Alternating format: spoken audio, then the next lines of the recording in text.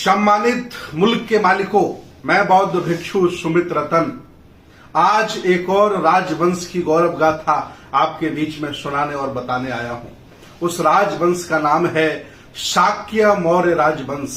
भारत में इन्हें अलग अलग नामों से जाना जाता है, कहीं मेहता, कहीं कुनवी, कहीं माली, कहीं गहलोत, कहीं भुजबल, कहीं कुशवाहा, कहीं सैनी या अन्य और बहुत सारे नामों से इन्हें पूरे भारत में जाना जाता है। मैं आपको बता दूं, आज के 2500 वर्ष पहले शाक्य वंश एक छोटा सा राज्य था। कपिलवस्तु उसकी राजधानी थी। अभी तत्कालीन बीएसपी की सरकार में माननीय बहन जी के द्वारा सिद्धार्थनगर जिला बनाया गया। आज भी वो रजवाड़ा, आज भी वो अवशेष वहां उपलब्ध हैं। उसी परिवार में, उसी खानदान में राजा सिद्धोधन जन्म लेते हैं और उनके परिवार में सिद्धार्थ के रूप में एक राजकुमार पैदा होते हैं। आगे चलकर के वो राजकुमार सोतपन्ना सृगदागामी अनागामी अरहत पद को प्राप्त करते हुए बुद्धत्व को प्राप्त करते हैं और बुद्ध बनते हैं और संपूर्ण मानव के लिए वो अपना मार्ग प्रशस्त करते हैं, आविष्कारक होते हैं। मैं बता दूं आपको, समकालीन राजा जो तथागत भगवान बुद्ध के हैं, जैसे राजा प्रसेनजित, राजा बिंबसार, राजा अजातशत्रु, राजा जेत, जमींदार अनाथ पिंडक, वर्धमान महावीर, ये सब तथागत बुद्ध के समकालीन हैं। इसके बाद ये परिवार छिन्न भिन्न हो जाता है, ये वंश छिन्न भिन्न हो जाता है और बहुत दिनों के बाद फिर इकट्ठा होता है चंद्रगुप्त मौर्य के रूप में। खंड खंड भारत को अखंड करने वाले चंद्रगुप्त मौर्य के रूप में ये परिवार फिर इकट्ठा होता है। और मैं आपको बता दूं, जब आप सब लोगों को गले लगाते थे, जातिवादी नहीं थे, विचारधारावादी थे, अपनी संस्कृति सभ्यता को मानते थे, तो अंतर्राष्ट्रीय लोग भी आपके साथ शादी कर दिया करते थे। अंतर्राष्ट्रीय शादी करने का भी श्रेय आपको जाता है। और आज आप जातिवादी हैं तो आपका हश्र क्या आप अच्छी तरह से जानते हैं। सम्राट चंद्रगुप्त मौर्य के रूप में मौर्य वंश की स्थापना उन्होंने की और इस खानदान में 10 राजा हुए। मैं आपको बता दूं, सम्राट चंद्रगुप्त मौर्य, बिंदुसार, सम्राट अशोक, कुणाल, दशरथ, संप्रति, शालिशुक, देववर्धन, सतधंता, बृहद्रथ 10 राजा हुए। चंद्रगुप्त मौर्य के बाद हालांकि सभी लोगों ने राज्य विस्तार का कार्य किया, सेवा का कार्य किया, लेकिन सबसे बड़ा इस खानदान में, इस परिवार में, इस राजवंश में सम्राट अशोक का कार्य है। सम्राट अशोक ने बौद्ध धर्म अपनाया और अपनी बेटा बेटी को, महेंद्र और संघमित्रा को सीलोन श्रीलंका भेजा धर्म प्रचार के लिए। आज भी बौद्ध जगत में बहुत बड़े मान सम्मान के साथ उनका नाम लिखा हुआ है। पूरी दुनिया में उनको जाना जाता है क्योंकि इतना बड़ा उन्होंने कदम उठाया। इसके बाद बहुत से लोग अनुयायी हुए, धम्म के अनुयायी, लेकिन कोई भी माता पिता इतना बड़ा निर्णय नहीं ले पाया कि अपने बेटा और बेटी को बौद्ध भिक्षु बनाकर के विदेश में प्रचार करने के लिए भेजता। ये कीर्तिमान स्थापित उन्होंने किया, यह आपके परिवार ने किया। आगे चलकर के सम्राट बृहद्रथ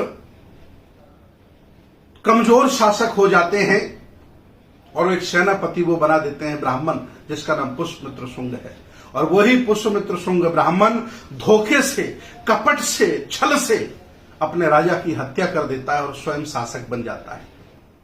विचार करिए, वह व्यक्ति शासक बनने के बाद अपने आप को राम बताता है, अयोध्या अपनी राजधानी बताता है और अपने लेखकों से, अपने कवियों से एक ग्रंथ लिखवाता है और जो 10 राजा मौर्यों के उसने हनन किए हैं, अंतिम राजा की हत्या की है, उसे दशानन कह के प्रचारित करता है। आज भी जगह जगह 10 सर वाला रावण फूंका जाता है। वो नहीं है।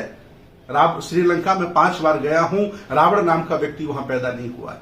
वो ये 10 मौर्य साम्राज्य हैं जिनका सर काटा जाता है, इनके सर फूंके जाते हैं 10 सर लगा करके। आज भी प्रथा कोई और नहीं, शाक्य, कुशवा, मौर्य सैनी समाज के लोग मनाते हैं। आज भी इनके घरों में चले जाइए, इनके खानदान के लोगों की, इनके पुरखों की जिन्होंने हत्या की, उनकी आपको रामायण इनके घरों में रखी मिल जाएगी, उनकी मूर्तियां इनके घरों में रखी मिल जाएंगी। इतना इन्हें ऐतिहासिक ज्ञान नहीं है। यही कारण है कि आज दिन तक ये परिवार अखंड भारत का राजा रहा। तब राजा रहा जब अफगानिस्तान, पाकिस्तान, तालिबान सारे भारत में लगते थे और आज नहीं हो पा रहा है सिर्फ इसलिए कि वो अपनी गौरव को, अपनी संस्कृति को, सभ्यता को भूल गया है। आगे चल करके फिर इस वंश का ह्रास हो जाता है, कोई रहता नहीं है। फिर ज्योतिबा राव फुले के रूप में, माता सावित्रीबाई फुले के रूप में दो रत्न इस खानदान में पैदा होते हैं। हालांकि लिखा है कि वो कुणबी और माली हैं।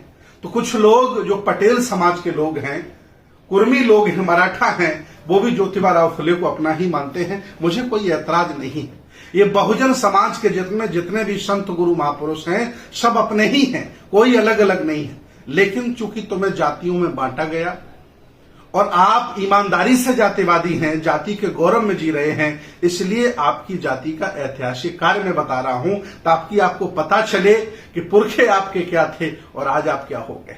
और ज्योतिबा राव फुले ने मानवता के लिए, गरीबों के लिए, हक वंचित असहाय कमजोर लोगों के लिए विद्यालय खोले, अपनी पत्नी को पढ़ा लिखा करके प्रथम शिक्षिका बनाया। उस समय तत्कालीन अंग्रेजों की सरकार थी। अंग्रेजों ने कई अवार्ड दिए, इवन कई विद्यालयों के लिए जमीन मुहैया कराई। विरोधी लोग इन्हें अंग्रेजों का पिट्ठू कहते थे, लेकिन उन्होंने वाकई भारत को समझा और भारत के दर्द को समझा, हक वंचित को समझा, गरीब को समझा, और कभी भी उन्होंने जातिवाद छुआछूत नहीं किया। क्या आप ज्योतिबा राव फुले की तरह हैं? क्या आपकी बहनें बेटियां माता सावित्रीबाई फुले की तरह हैं कि जिन्होंने शिक्षा का दरबार सबके लिए खोला, कभी जातिवाद नहीं माना? आज आप जातियों के संगठन बना के घूम रहे हो। जिन पुरखों ने अखंड भारत पर शासन किया हो, वो लोग आज जातियों के संगठन बना करके प्रधान नहीं बन पा रहे हैं, एमएलए नहीं बन पा रहे हैं, मुख्यमंत्री नहीं बन पा रहे हैं, राज्यपाल नहीं बन पा रहे। मैं पूछना चाहता हूं, सुप्रीम कोर्ट में कितने जज हैं आपके? हाई कोर्ट में कितने जज हैं आपके? ये दशा इसलिए है क्योंकि आप पुरखों के गौरव को भुला चुके हो।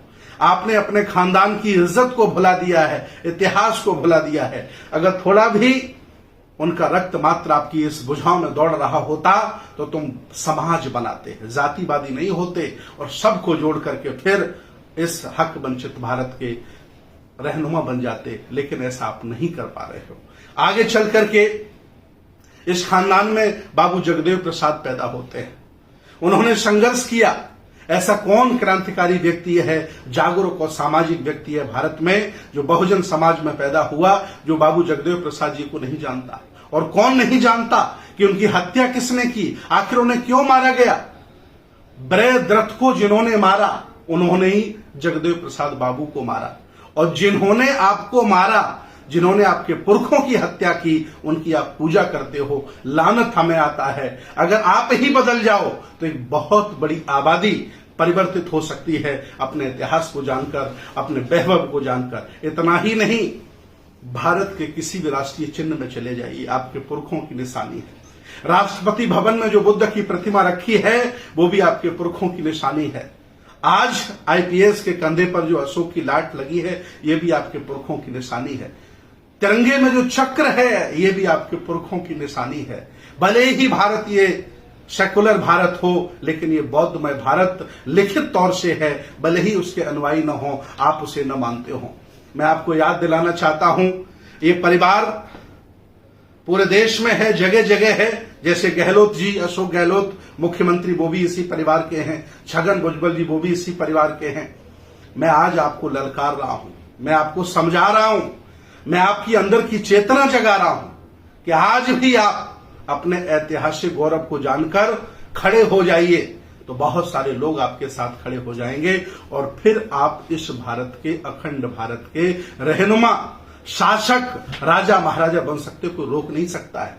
लेकिन जातिवादी होकर, इतिहास को भुलाकर, दूसरों की गुलामी करके कभी आप यहां शासक नहीं बन सकते हो। आओ शाक्य, कुशबा, मौर्य, सैनी समाज के लोगों, आओ।